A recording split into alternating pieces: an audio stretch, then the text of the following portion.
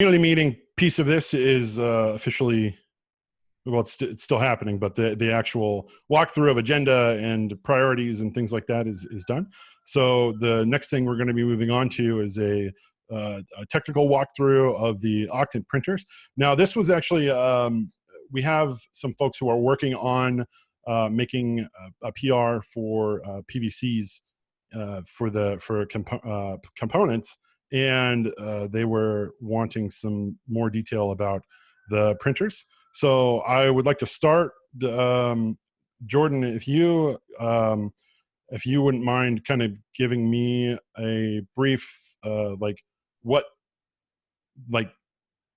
you want a high level walkthrough? Do you want a code dive? Like what exactly, what are you most interested in around Octant printers, how they flow through Octant, and then I'll take it from there. Yeah, sure.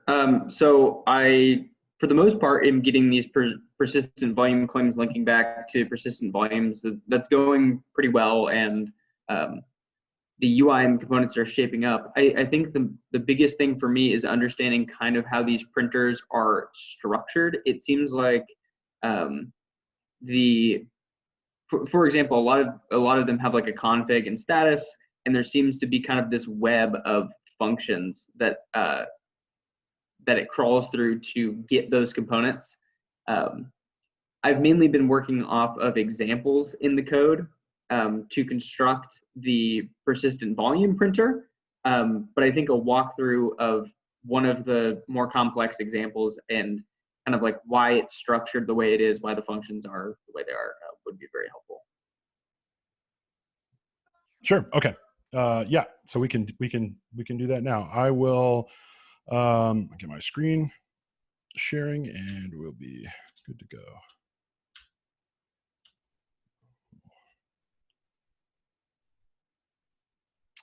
One second while I get this set up.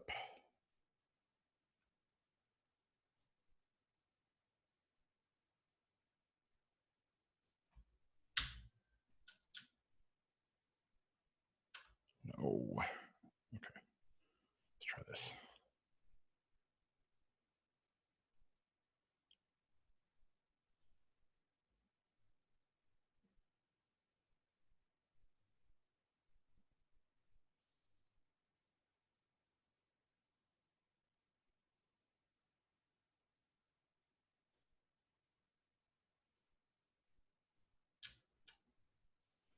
Okay.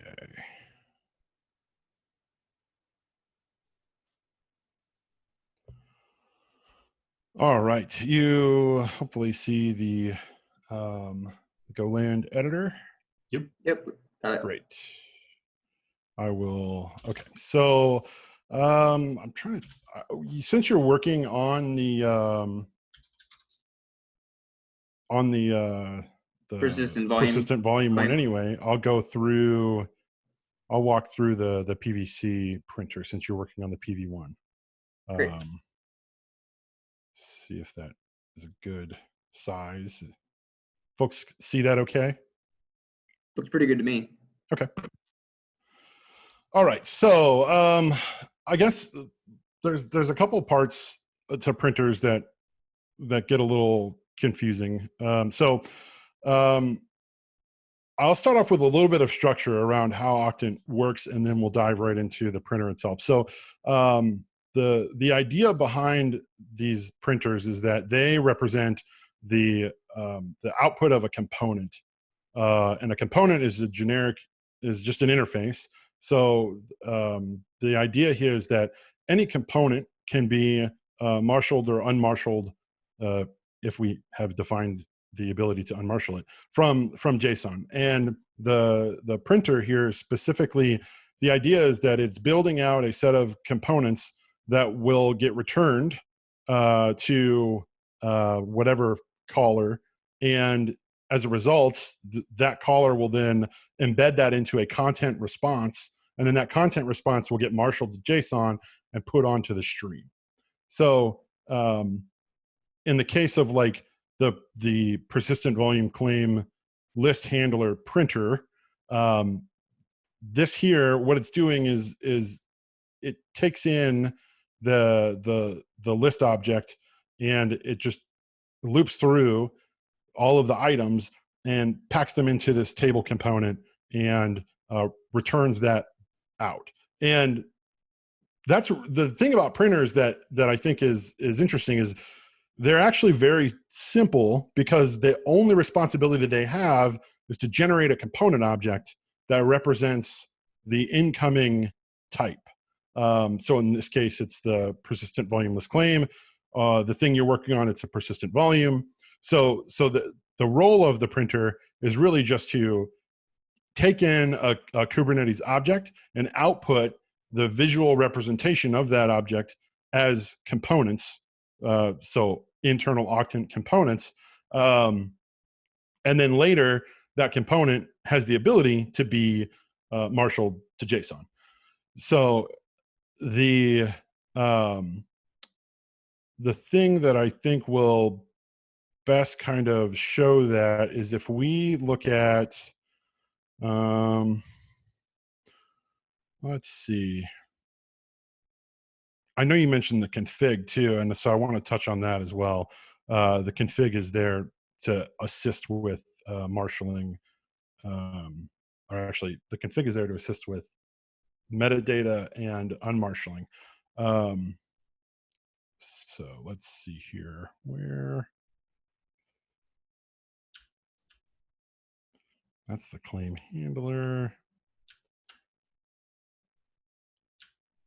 Yeah, exactly what you're going through, where you're kind of running through the different functions here is the part that I've been having more trouble with following. Looking at examples and like creating the individual handler, and okay, it makes a handler which has functions that has a default function because it's following that interface, and those default functions call other functions. It's kind of a web to me, so I'm trying to understand why it's formatted that way.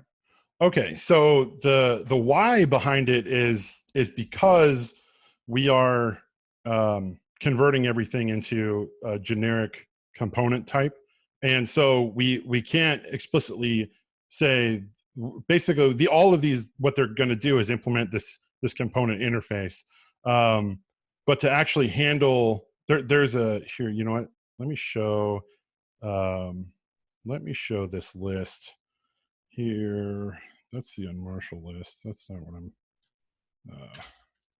let me look for it. It's,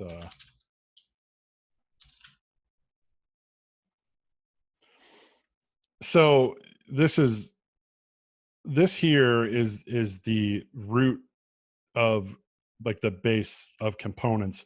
And you can see how they all have this type that gets associated with them.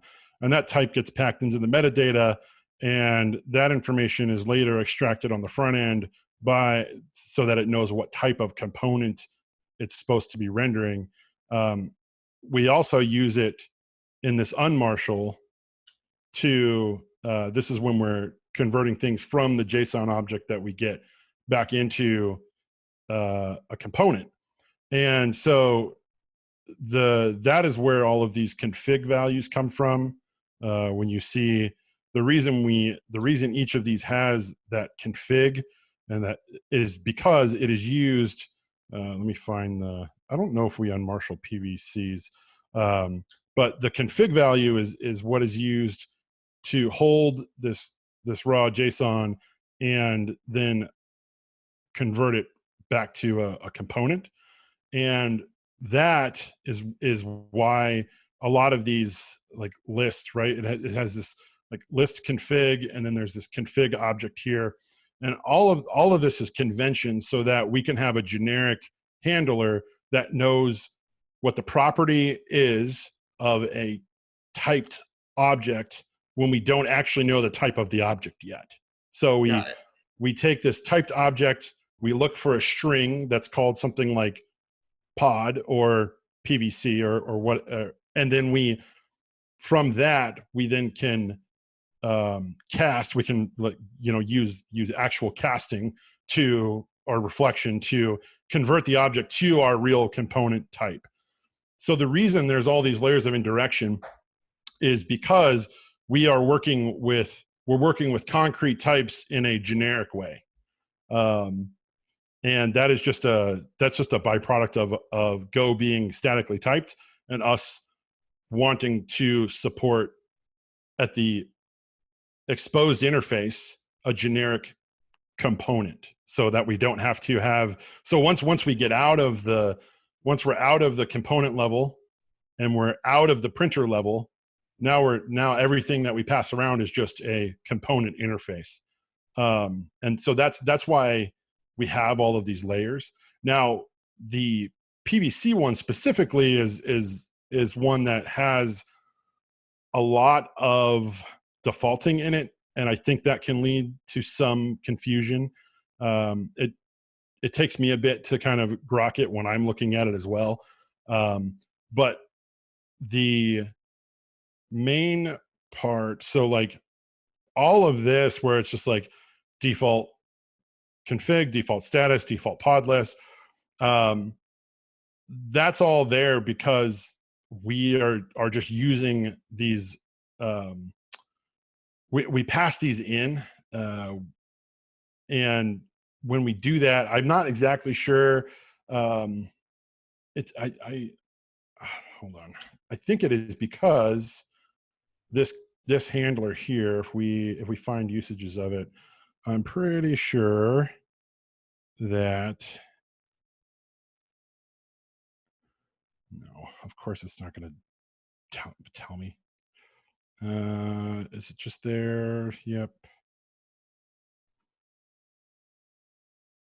I suspect that my guess is the reason this is set up like this is because we have somewhere where we give it the ability to pass in a set of options that can overwrite the values, or we did it that way for testing purposes. Um, in this case, it seems likely that it is set up that way for tests. Let me take a look at the tests here.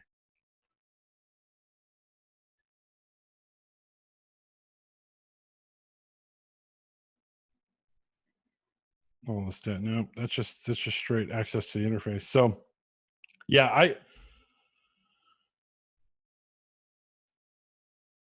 I would say that this is an example where we've broken these out just so that they are separated. It's I can't think of any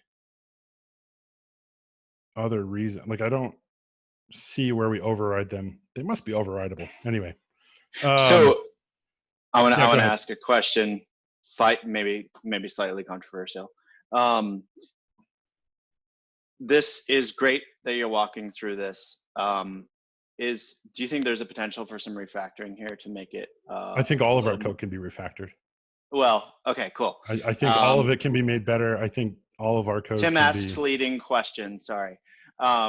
Maybe, maybe this could help improve, new plugin contributions, because if folks are if you're having to dig through to understand how it all fits together, you know, Jordan obviously had some of the same issues. I imagine there's other people that are going through the same thing. So all those layers of indirection can definitely, like if someone is having to get out a piece of paper and draw boxes and lines to figure out how it all fits together, that's probably a smell. Cool. And I'm not trying to dogpile on here, but I gave up on it, and Jordan came to my rescue. So yeah. So I mean, I think there's two different things we're talking about here. One is, what is a printer and how does it work? And then two is, do we have some printers that are complicated? So one, we have printers that are complicated. This is an example of one that is complicated. Does it need to be? Probably not. Is it worth the time right now to refactor this specific printer? Probably not. The other part is, what are printers and how do they work? And that was the initial thing, where it's like, printers can be as simple as we make them. Whereas what a printer does is take a Kubernetes object, turn it into components, and return a component. So while I agree that this one is complicated and could use some improvement. We have others that are newer, that are examples of things that are not as complicated. Specifically, so this is not a defense of anything. It is more a call out of, there are different. I think we're talking about different things. I think our printers themselves are not complicated. I think we have some printers that are complicated.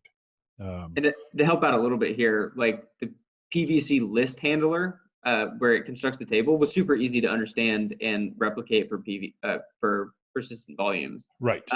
It's the individual handler that started to get complex. So just want to understand if that was something that that needed to be done a certain way, and if there were pros and cons to it, or if it was just a complexity thing and there were other examples. Yeah. So I mean, the reason these map directly to the areas of the stream that they're updating. So like, you know, if you're looking at a PVC, this config here is the config box when you're looking at it, and this status is the status box, and this mounted pod list is the mounted pod list box. So this handler was created so that it was this nice clean abstraction, and we moved to this so that we could keep the actual public handler itself pretty small. I agree that like for example, this config here, right? These functions, these public functions, they're easy to understand. I do not know fully. I think this pattern of passing in the status config functions is really just why is it there? It's there because it groups all of these things together and gives you the ability to have a default that you could later override. I think in our case, we aren't overriding it anywhere, so we don't take advantage of that. And also in testing, you're able to pass in a config func that this public config method wraps. So if you spend some time looking at it, every public facing method here maps directly to a component that you see in the front end. The abstractions that are there where this config wraps this config func, which is part of this struct. Again, most of that is there for ease of replacement and testing. It's a pattern that we've used in other places where it doesn't really get confusing because those things are so simple. I think a pod is a good. So like pod is a good example of one that was refactored and cleaned up. And you can see the pod list handler loops through items, creates a thing. I'm going through this quickly, but because it's similar to the other one. But like you can see here in the pod handler, right? It has the same pattern of config, status, conditions, init containers, and additional. And the reason that pattern exists is because it maps to front end elements. So Gotcha. when you are looking, so like if you're looking at pod or PVC, to go back to that one, and you are saying, oh, I wonder where the config comes from when I'm looking at a PVC. It comes from this config method. And then, yes, there's another layer here where you have to go out and say like, oh, okay, here's a config function. And we take the output of that config function and we register it, right? And register config, register summary, all of these things are generic that just take a component summary and assign them to the object, right? So these are like the generics that help make it so that everything can follow the same interface. So the pattern is identical across all of the printers.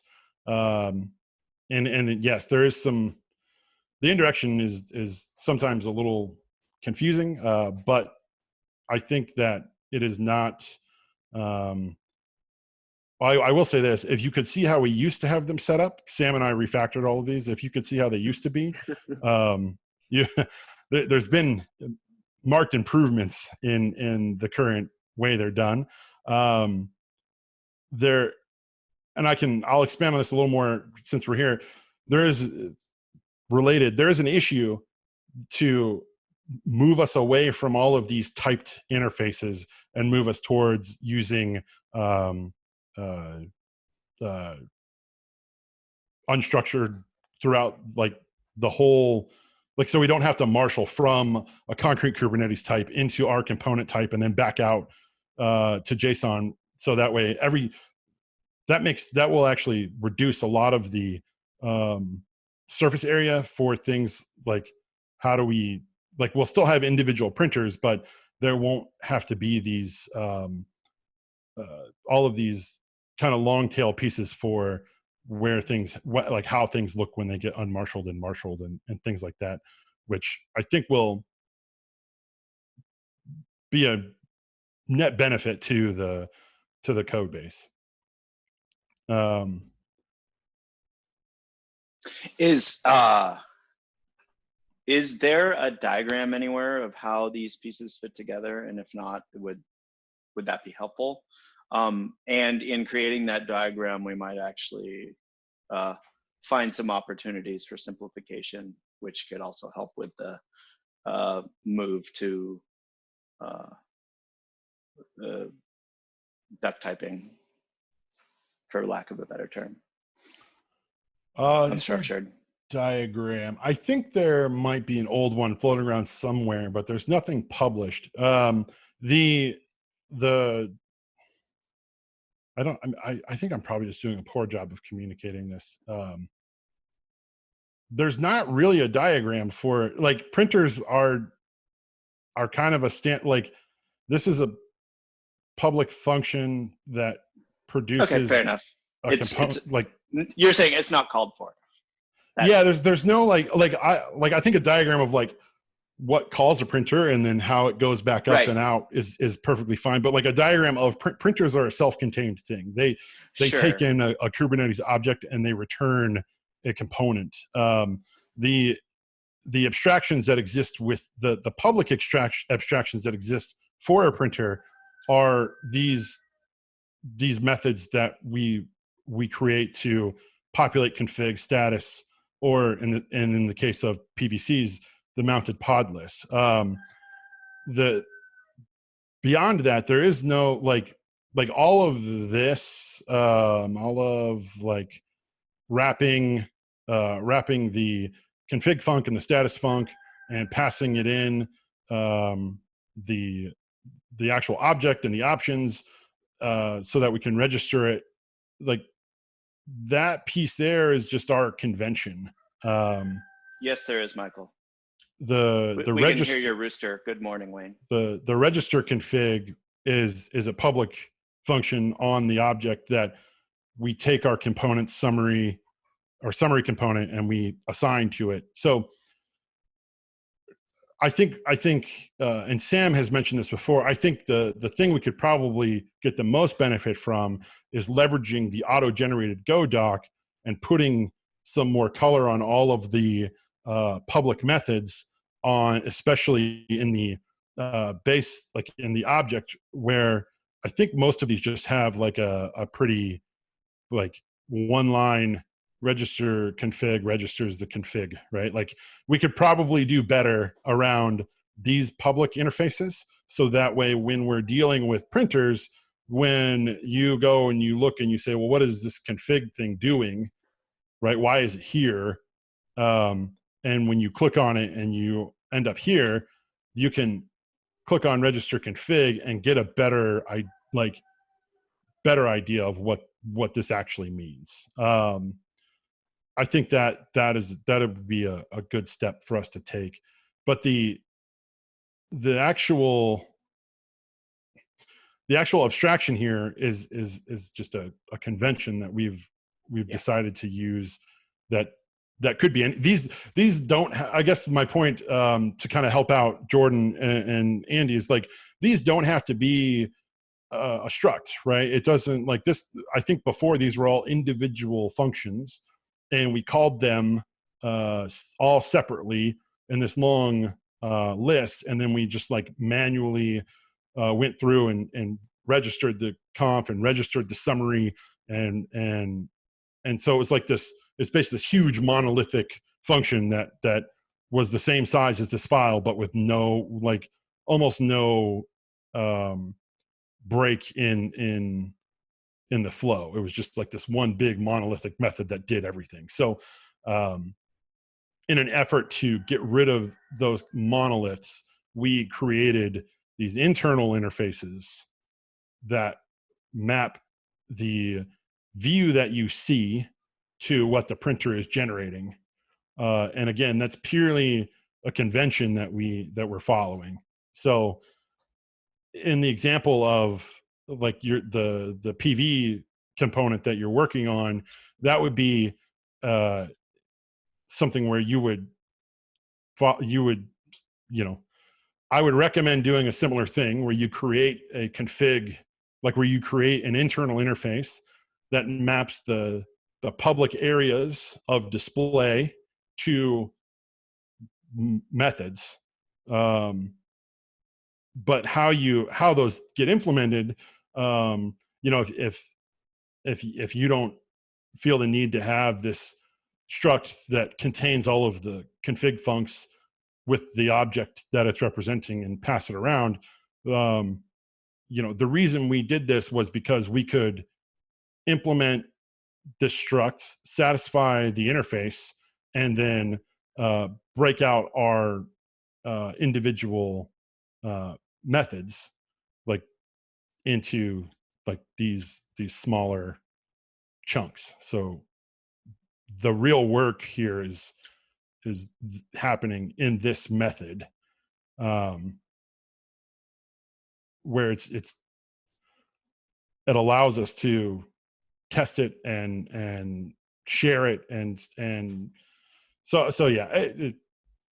And Wayne, where I had the most problems, and what Jordan was actually able to solve, was the physical volumes weren't coming up into the cache, which is where I tracked it down to that point, and then I got completely lost. Jordan had some experience with the Kubernetes API and had figured out that the data wasn't coming up, and so he got that part figured out too. So I think some of that, how does the data come up from the API, wind up in the cache, and then is referenced by something like a printer, is something that I was unable to figure out, to be honest with you.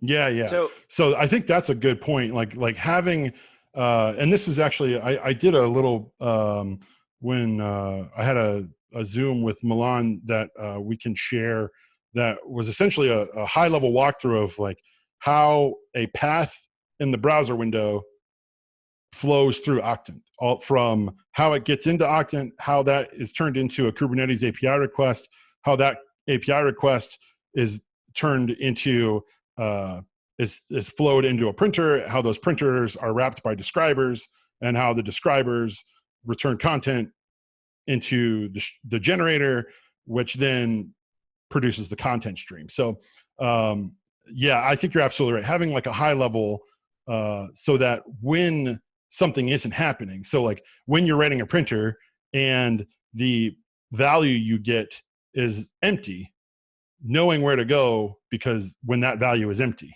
right? Like that, I think is something that we can definitely make part of our narrative documentation.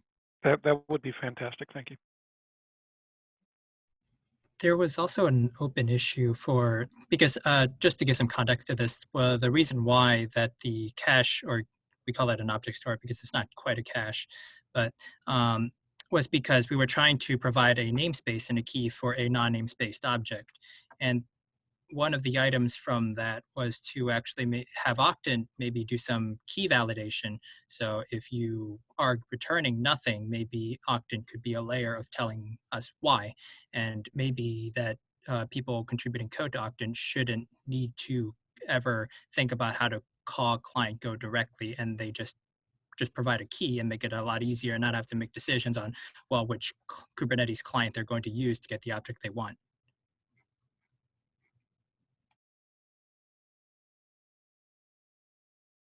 Yep, that's a good point, Sam. Yeah, Sam discovered this through working on some of the plugin stuff, and also with chatting with you all about the PV stuff. So um, I do want to make sure that because I know I've been jumping around and covering different things. I want to make sure that we get any specific thing covered while we have you here. So if I haven't done that yet, tell me so that I can make a good effort to do so. Yeah, I think you definitely helped. Like I said, I've been following through some of the other printers as an example, but I wanted to make sure that I wasn't just doing it for the sake of doing it, and actually doing the pattern properly and understanding why it was being used. So it makes a lot more sense, and I think your explanation of it will make it easier to kind of jump around and look at where the actual components and data is being created or utilized. So thank you. Yeah, you're welcome. And if you continue to run into issues, I mean, you have been reaching out, and we really appreciate it. But yeah, continue to reach out. It's literally my job to help. So it's not, you're not troubling or bothering anybody. So yeah, I think I'm going to create an issue around documenting the high level, like how a request travels through Octant at a high level, and make some call outs around. I think it'll probably help for you all too, is to have call outs around what these things mean. Cause we have like describers and printers and modules and the generator and things like that. And so like having, creating some definitions for that language so that people know what parts of the system do what will also make it much easier to navigate and determine when things aren't working, determine where the next step is and where you need to go to kind of make them work. Yeah, just a glossary with maybe a couple files, Yep. as examples or something would be great. Does it make sense to have a couple more like defense in depth type bits of this flow so that you can actually catch, let's say, unhandled marshaling, unknown type, either through log messages or something more fatal than that? Does that make sense? Potentially, yeah. If you want to create an issue with like your thoughts there, I think we can kind of iterate on it and work through something around that. We definitely don't want any, like, the only fatal issue we want in Octant is well, really none. Can't connect to the cluster, but even that we don't want. That shouldn't even be fatal. Right, like not we have fatal, issues, but that's like the unrecoverable. Please, Yeah, you need to do right. something. Yeah. I got it. But yeah, like messages that are hard to miss. So if someone is coming at it with a blank text editor and they're trying to figure out how to implement a new component or whatnot, the system leads them to what they haven't done yet. Yeah, and I think that's something that we can consider. I think the first step is just technical narrative documentation around here.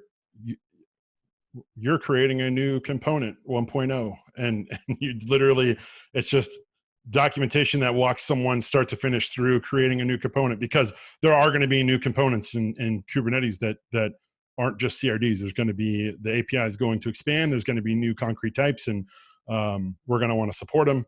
And being able to easily point someone to a guide for here's how you create a component. I think we're showing now with Jordan and Andy adding the PV component that it's something that could be very useful. So absolutely. Yeah. I will be the first to tell you I need training wheels on a lot of this stuff. So that would be fantastic.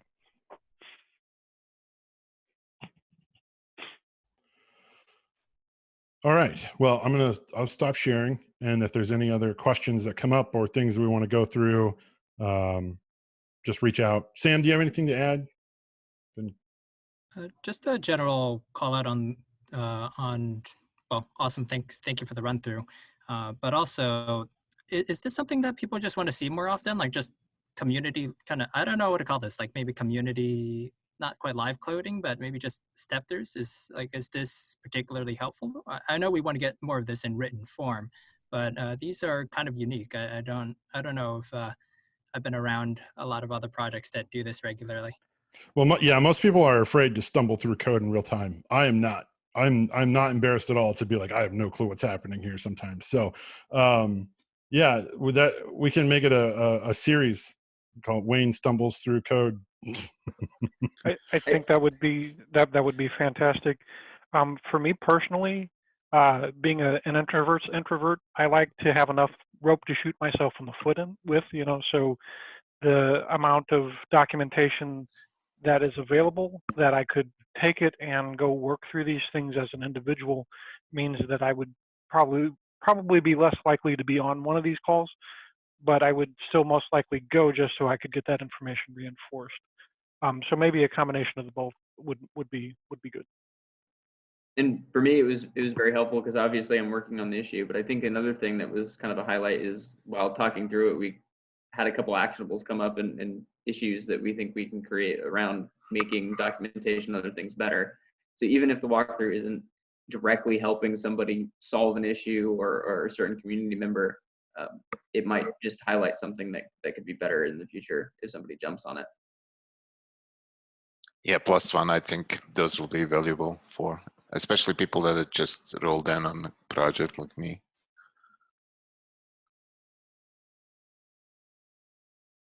Awesome. Well, we'll do more. Sam will do the next one.